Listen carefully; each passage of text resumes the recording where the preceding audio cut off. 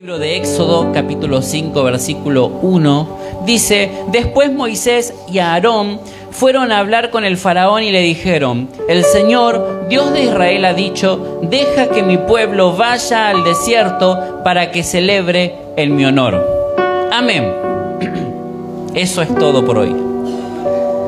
Este momento de la historia es muy conocido igual, por eso no vamos a leer todo el capítulo o toda la historia en sí, porque la mayoría de nosotros lo conoce. Si no, bueno, si alguno no lo conoce puede leerlo igualmente después, pero hay películas, hay dibujos animados, hay series, hay novelas, hay todo que usted puede encontrar en internet que le va a contar la historia del Éxodo en detalle. Pero este punto de la historia, como decía, es muy conocido porque es el pueblo de Israel donde se encontraba esclavo de Egipto.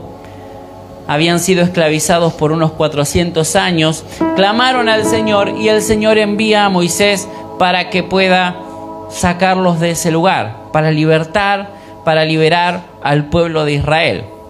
Amén. Conoce esa parte de la historia. Ahora, el propósito de esta liberación, entre otras cosas, era cumplir con la promesa que Dios le había dado a Abraham acerca de esa tierra prometida, la tierra que Dios le había entregado a Abraham, en la que en algún punto de la historia Abraham habitó, aunque no vio cumplido toda la palabra, viendo su descendencia como las estrellas del cielo. No llegó a ver esa parte de la historia, pero él llegó a pisar y a vivir un tiempo en la tierra que Dios le dio. Jacob con sus hijos vivía en esa tierra, pero en el momento que hubo hambre en la tierra y José terminó siendo gobernador de Egipto, ellos se mudan a Egipto, en donde había abundancia, donde estaban bien, donde su economía no corría peligro, donde no pasaban hambre, donde estaba todo perfecto. El asunto es que ellos quizás no tendrían que haberse quedado en Egipto, tendrían que haber vuelto a la tierra que era de ellos, pero bueno, pasaron cosas en la historia y ellos terminaron siendo esclavizados por muchísimos años. Amén. Entonces, parte de esta liberación tenía que ver con volver a esa promesa, porque Dios cumple sus promesas. Amén. Entonces, volver a esa promesa que Dios había hecho con su amigo Abraham, que era de entregarles esta tierra. Pero bueno, ahora había un pequeño percance, que era que Israel estaba siendo oprimido por los egipcios. Pasaron 400 años y Dios envía a este muchacho, Moisés. Ahora, Dios los estaba liberando de esa esclavitud y los llevaba a una celebración. Leímos en el capítulo 5 que dice: deja que mi pueblo vaya al desierto para que celebre en mi honor. Entonces Dios los quería sacar de la esclavitud, de la opresión de Egipto, para llevarlos a una fiesta en el desierto. ¿Me va siguiendo hasta ahí? Entonces, bueno, todos conocemos los sucesos siguientes que llevaron a que realmente Israel pueda salir de ese lugar. Las plagas, las cosas que sucedieron, la persecución de los egipcios y todo eso para que Israel pueda salir. Ahora, el resto, cuando ellos salen de Egipto, con todas las cosas que tomaron de los vecinos, llevaron oro, llevaron un montón de cosas, iban celebrando, iban cantando con panderos, danzando en el medio de la calle ahí del desierto de la salida, y todo era fiesta, todo era celebración, hasta que llegaron a la puerta, a la entrada del Mar Rojo, y ahí es donde se empezaron a quejar. Pero nos hubieses dejado en Egipto, ahora nos persiguen, vamos a morir en el desierto, ¿por qué nos sacaste de ahí? Y toda esa cantaleta que largó el pueblo de Israel. Después, bueno, Dios abrió el Mar Rojo y el resto del viaje se trató de lo mismo: celebración, queja, queja, queja, queja, queja y más queja. Conocemos la historia. Amén. Entonces luego pasa esto de que Moisés es llamado por Dios a subir al monte en el que está los 40 días y 40 noches, y el pueblo se empezó a desesperar porque Moisés no bajaba, se había tardado demasiado Y el pueblo de Israel, al no tener a su líder, le dice a Aarón, bueno, hacenos un Dios, porque el que representaba a nuestro Dios ya no está, no sé qué le pasó, qué onda, allá arriba del monte, hacenos un Dios. Entonces Aarón manda a pedir todo lo que tenían de oro, los arcillos, todo lo que había de oro, y le formó este becerro de oro que todos escuchamos nombrar. Ahora, pensá por un momento de dónde Dios te sacó. No digas nada, solamente pensá por un momento de dónde Dios te sacó, a dónde Dios te fue a buscar y cuántas cosas hizo Dios por vos. ¿Y de qué forma lo celebrás todos los días? Simplemente pensalo, no para que uno se sienta culpable, no estoy buscando tocar las emociones ni nada por el estilo, por favor. Pero pensá por un momento, ¿cómo celebramos en el día a día lo que el Señor hizo por nosotros?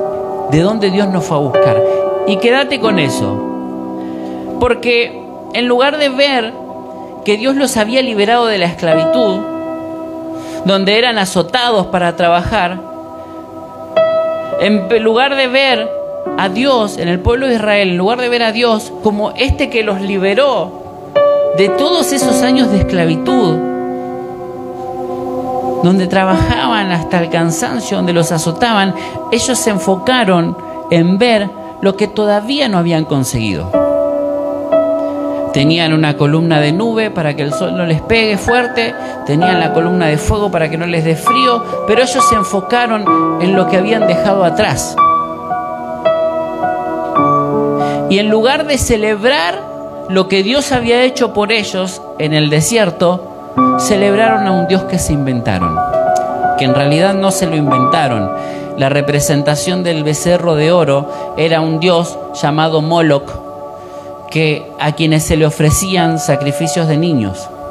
Eso es lo que el pueblo de Israel estaba haciendo en el desierto. Cuando les ofrecían sacrificios a este dios, ellos les llevaban a los niños para ser sacrificados y celebraban esta fiesta.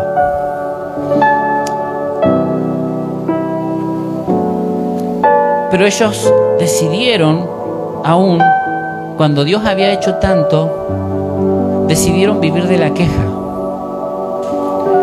Decidieron vivir enfocados en lo que no tenían, en lo que les faltaba. Y acá hay un asunto, porque Dios siempre te quiere prosperar. ¿Sabe eso? Que Dios siempre nos quiere prosperar. Siempre nos quiere bendecir. La Biblia dice que Él ya nos bendijo con toda bendición. Todo es todo. Todo eso que vos te imaginás que necesitas, que te está haciendo falta, el Señor ya te bendijo con eso. Y la bendición de Dios está ahí para nosotros. Dice el apóstol Pedro, creo que fue en una de sus cartas, dice que Él no retrasa su promesa como algunos la tienen por tardanza. El problema es que la queja, el quejarte, te mete en un ambiente de tinieblas a donde el infierno gobierna. Porque es el infierno el que te hace declarar mal. La queja tiene que ver con maldecir, con decir mal.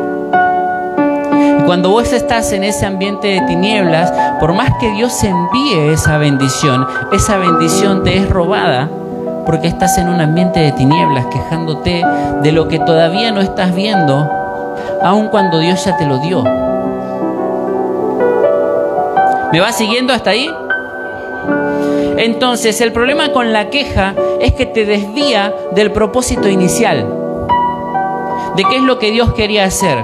El quejarte te desvía de ese propósito. Israel, si no se hubiese quejado y hubiese esperado que Moisés baje, que Moisés fue a buscar la dirección de cómo seguimos a partir de ahora. Porque siempre fuimos esclavos. Entonces, ahora que ya no somos esclavos, necesitamos ser dirigidos para ver hacia dónde vamos. Moisés fue a buscar eso, esa dirección. Israel, si no se hubiese quejado, hubiese bajado en Moisés, decir, bueno, esto es lo que tenemos que hacer. Ok, Moisés, ok, Dios, seguimos caminando, y en 40 días se terminaba el asunto del desierto y ya estábamos peleando contra los gigantes y contra todos los que había que pelear. Pero esa queja los hizo detener todos los años que ellos estuvieron. porque no se quejaron solamente ese día. Al siguiente problema se volvieron a quejar, a las siguientes circunstancias se volvieron a quejar y veían todos los días que Dios les respondía. Porque querían pan, tenían pan, querían carne, tenían carne, querían agua, tenían agua. Dios siempre estaba respondiendo. Pero ellos decidieron seguir por el camino de la queja. Decir, pero ahora no lo tengo. Vieron que hay gente que es hija del rigor, que a veces camina en función de la queja y uno termina dándole para que no escucharle más la boca, pero no avanza hacia ningún lado. Dice, bueno, tomá, para que no te quejes más, pero eso te mantiene estancado en el mismo lugar, porque todo lo que conseguís, lo conseguís a medias y a través de la queja, pero no te deja avanzar. Te calma por el momento solamente.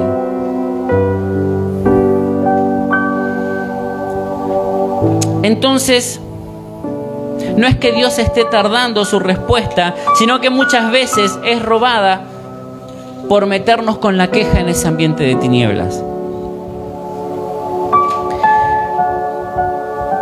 Israel tenía que esperar a Moisés para que les dé las indicaciones de parte de Dios para ver cómo seguía el asunto pero la parte, encima de esto, la parte difícil de toda la cuestión ellos ya la habían conseguido, que era salir de la esclavitud. Esa era la parte complicada, que Egipto los deje salir. Lo demás era ser sostenidos por Dios, era ser dirigidos por Dios.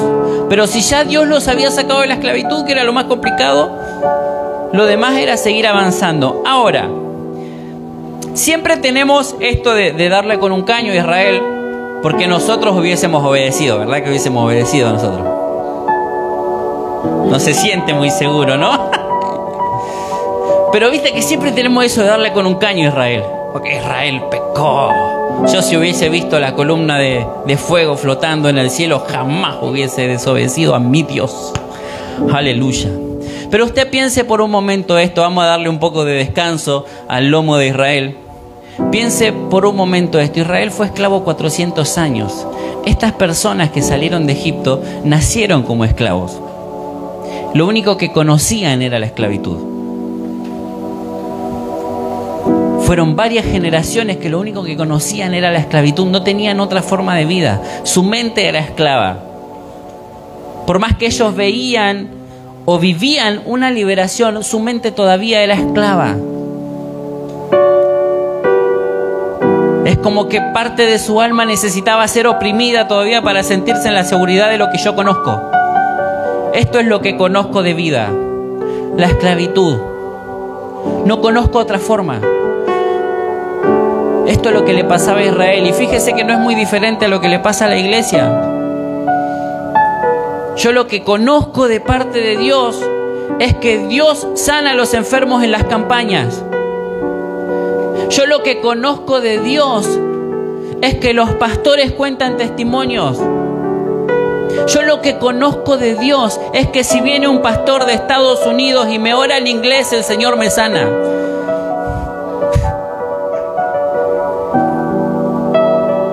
Es lo que conozco de Dios. Pero no conozco de Dios tanto que si yo oro en mi habitación, Él me va a sanar. Mi mente está esclava de un sistema. Me dice que las bondades del Señor son para algunos. Eso es lo que le pasa a la iglesia.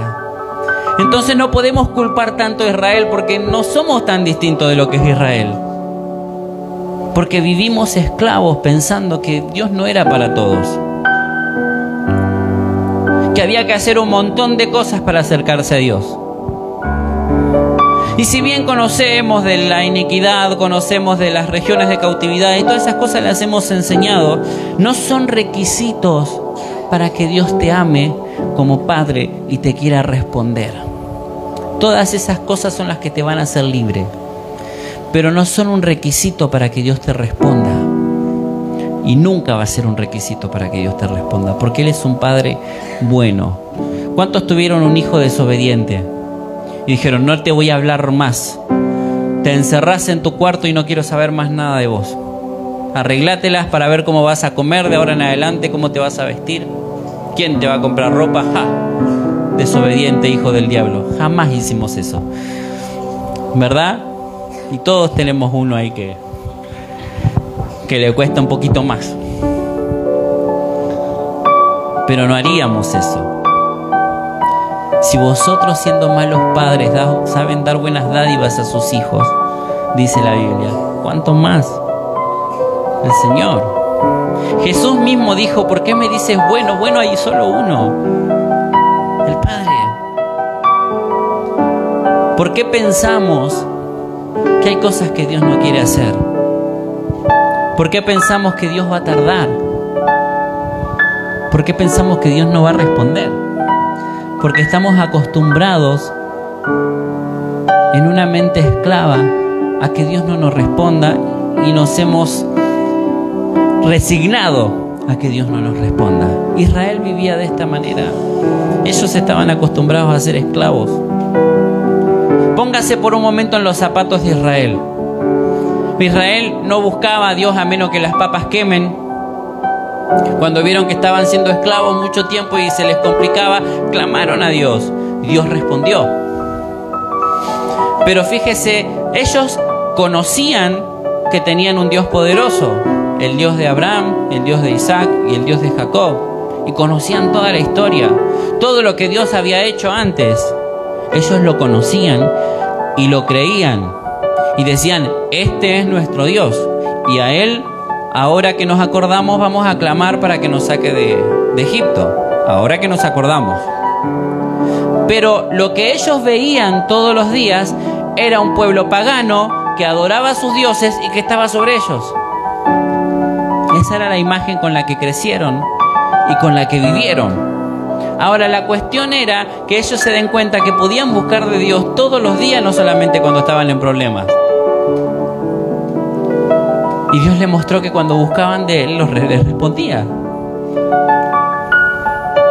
Ahora traiga todo eso a nosotros. Podemos buscar de Dios todos los días, no cuando estamos en apuros solamente. Cuando nos entra la desesperación de que ya no sabemos qué hacer. Cuando el teléfono de la financiera suena todos los días y ya no sabemos qué inventarle para decirle, para pagarle. Cuando vemos que los intereses suben. Podemos buscar de Dios todos los días. Y Él quiere que busquemos de Él todos los días. Por eso Jesús dijo, el que es como niño. Porque el niño te pide todos los días. No importa, a Él no le importa si vos tenés plata, si no tenés plata, qué fecha del mes es, si estás para cobrar o si no cobraste, si es aguinaldo, si no es aguinaldo, no le importa, Él te pide todos los días. Y a Dios le tenés que pedir todos los días. No sé quién nos hizo creer como iglesia que es deshonroso pedirle al Señor por cualquier cosa. Cuando la Biblia me dice pedid y se os dará, buscad y hallaréis, golpead y se os abrirá la puerta. Pero a alguien se le ocurrió decir que no, que yo tengo que sufrir escasez porque Jesús era pobre. No sé dónde salió que Jesús era pobre. Entonces no hay que pedirle al Señor por las cosas económicas, solamente por el alma. Y el Señor nos quiere ver bien. ¿Cuántos padres quieren ver bien a sus hijos? ¿Verdad que queremos? Queremos que sean prósperos. Queremos que tengan una estabilidad económica, que no pasen necesidad. ¿Verdad? Está en nosotros enseñarles a no ser orgullosos, a no ser altivos, a ser personas humildes. Todo eso está en nosotros. Pero no queremos que, porque los vemos un poco orgullosos, decimos, ahora vas a ser pobre para que aprenda. No sé si alguno lo hace, pero mayormente no es la intención. ¿Verdad? Dios tampoco quiere eso para nosotros. Dios quiere vernos bien. Pero bueno, Israel, volviendo a lo que estábamos hablando, ellos estaban acostumbrados a esta vida. En su mente estaba el recuerdo de esto que conocían de Dios, que era el más poderoso de todos, pero los que tenían a los dioses paganos los pasaban por arriba. Entonces, como que ellos tenían el chip incorporado de que, bueno, si a los egipcios les funcionaba, debe ser que a mí me va a funcionar también. Hacernos un Dios de esto. En lo que no está Moisés, no sabemos qué pasó con él. hacenos uno de estos, porque a estos los conocemos. Entonces uno va a lo que conoce, a la respuesta fácil, que después te termina retrasando, que después te termina sacando del propósito de Dios, que después te termina estancando más de lo que estabas.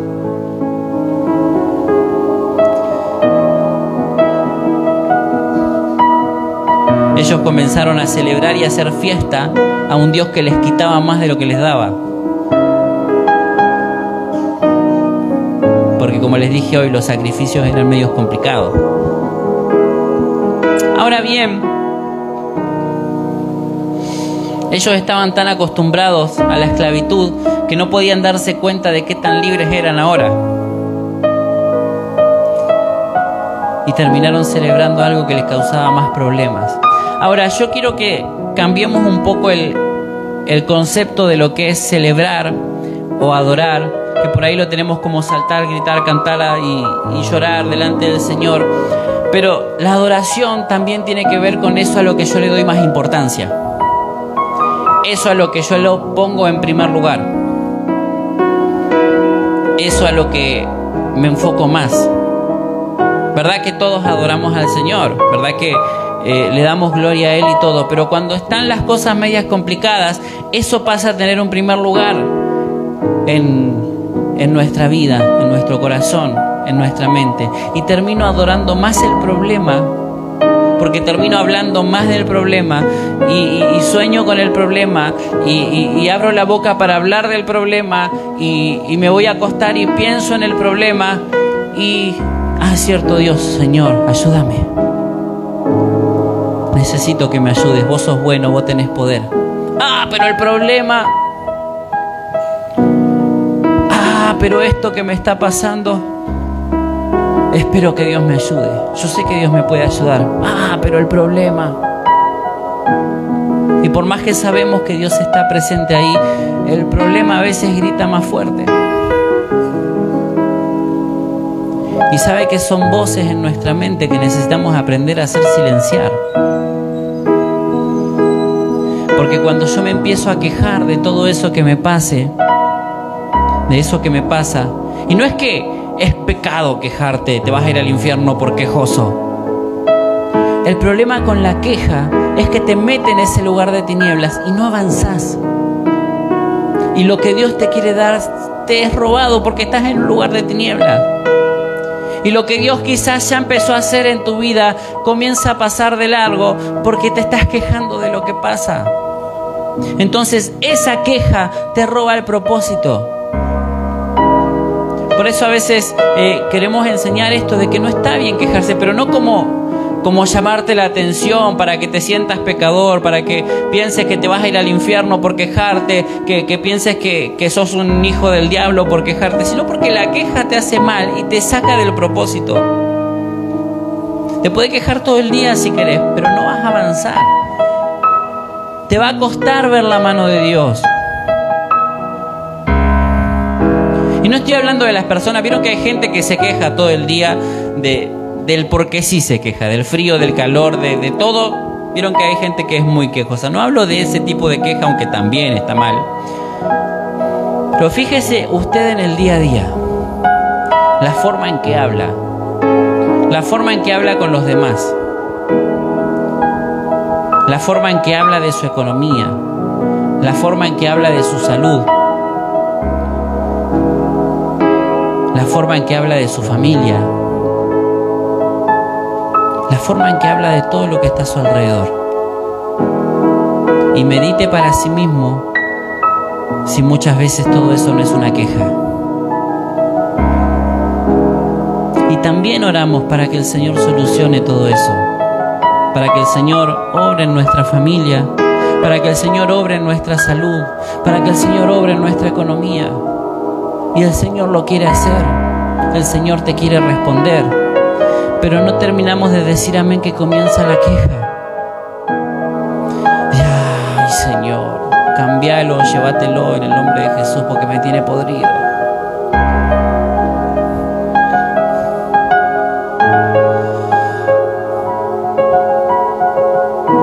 ¿Verdad que a veces son situaciones que están en nuestra mente, en nuestra boca?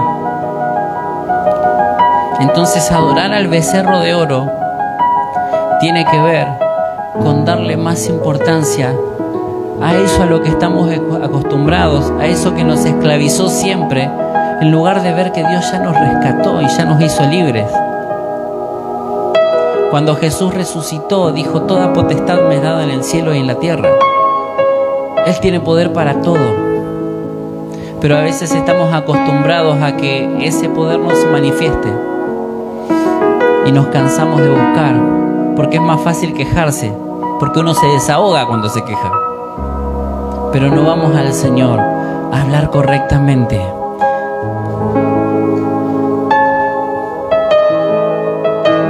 Israel necesitaba estar un momento quieto para poder conquistar la tierra que Dios ya les había entregado, porque todavía tenían una mente de esclavitud, pero que finalmente no pudieron abandonar. Ese tiempo que ellos tenían que estar en el desierto, como dice el capítulo 5, era para celebrar. Si ellos se hubiesen quedado en la celebración de lo que Dios hizo y a esperar la próxima dirección de Dios, de la montaña se iban a conquistar la tierra. Pero ellos decidieron quejarse antes,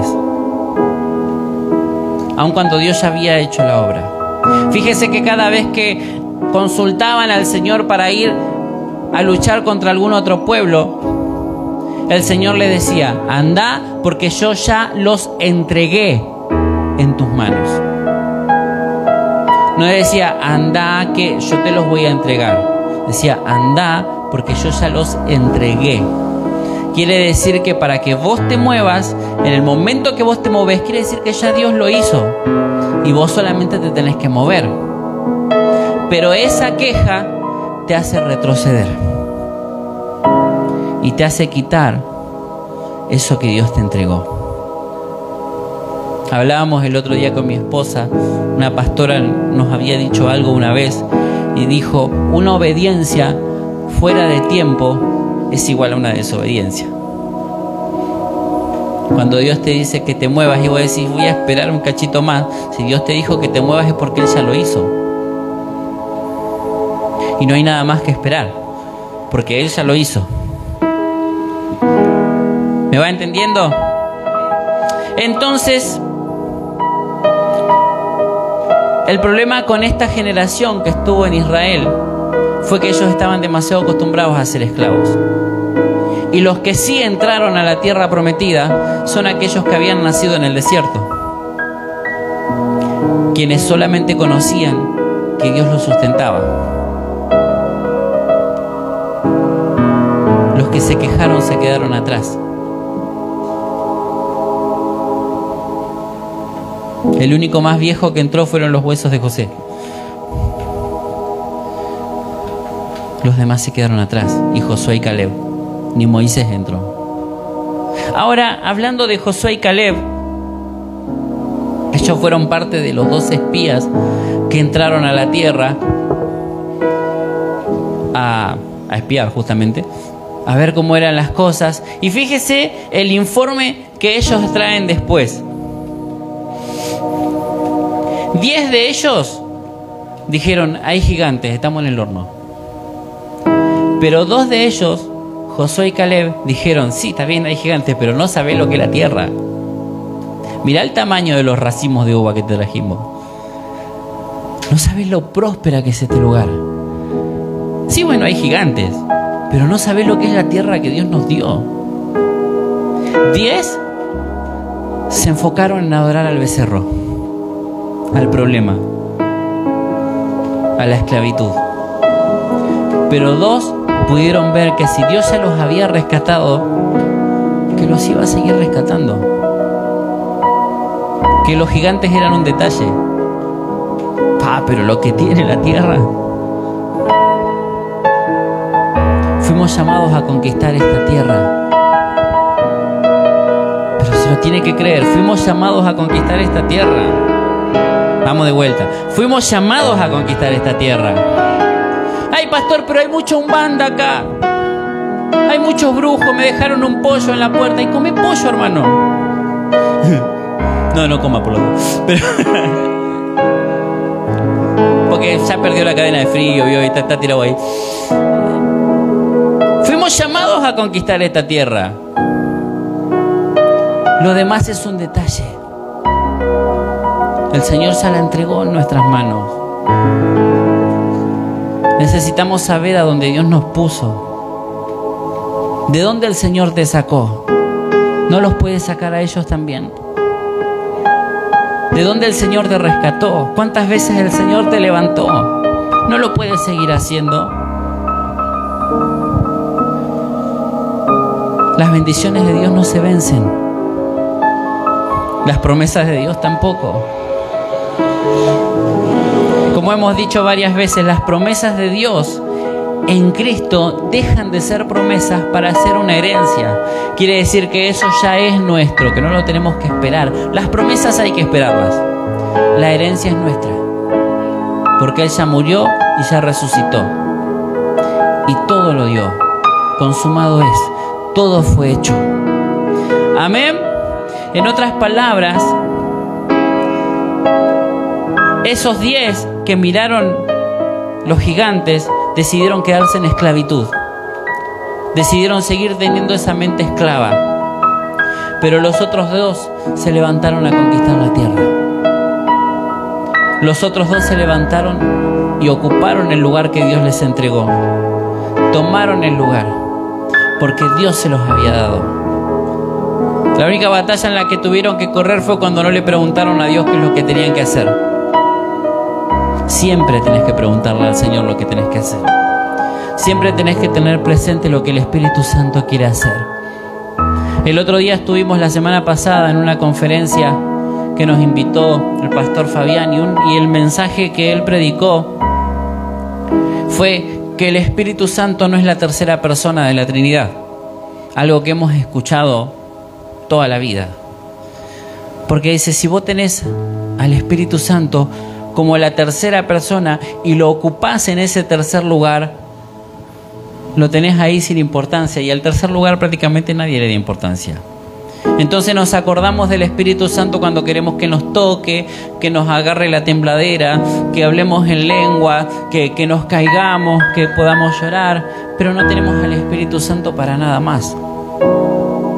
Lo tenemos como que, a ver, Espíritu Santo, necesito el que nos toque. Esa es la parte en la que el Espíritu Santo tiene que estar en el culto, en la administración, para que seamos tocados y que pasen cosas ahí. Y que está bien eso, está lindo, está perfecto, es glorioso y es maravilloso, pero el Espíritu Santo es mucho más que eso. El Espíritu Santo es nuestra guía. El Espíritu Santo es nuestro consolador. ¿Cuántas veces clamamos al Espíritu Santo cuando estamos mal?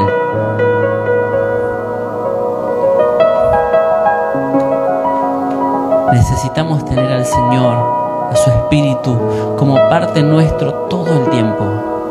Siempre necesitamos ser guiados por Él, porque Él es el que nos marca el camino. Cuando no sabes cómo avanzar, es el momento para hacer silencio, quedarte quieto y esperar la dirección de Dios. No para adorar al becerro, no para enfocarte en el problema, no para enfocarte en lo que te falta, no para enfocarte en lo que se te quitó, sino para esperar, Señor, ok, ahora, ¿cuál es la dirección? Te puedo asegurar que vas a ver los tiempos avanzar mucho más rápido, entendiendo que Dios es el que sabe, Dios es el que guía y Dios es el que levanta en el nombre de Jesús. ¿Cuál es el motivo de tu celebración?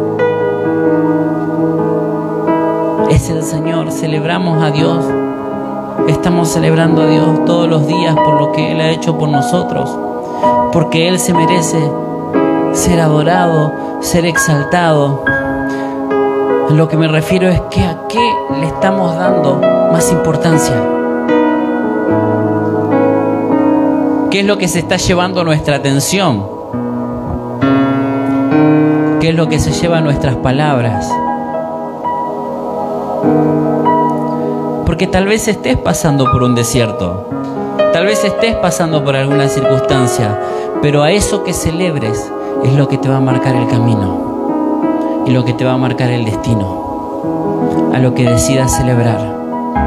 Por eso el mensaje de hoy, el Señor me habló de esto y se llama fiesta en el desierto. Pero ¿qué es lo que vas a celebrar en medio de esa situación? ¿Qué es lo que vas a celebrar en medio de esa circunstancia? Que podamos cambiarnos el chip de la esclavitud y decir: Señor, si vos lo hiciste, lo vas a volver a hacer y lo vas a seguir haciendo. Señor, si vos me rescataste una vez, me vas a seguir rescatando. Señor, si vos me diste la salida una vez, me la vas a seguir dando. Porque vos sos mi Salvador. Porque vos sos mi Salvador. Que la queja no se lleve lo que Dios ya te entregó. Que la queja no se lleve lo que Dios ya te entregó en tus manos. Amén. Ponete de pie en esta tarde.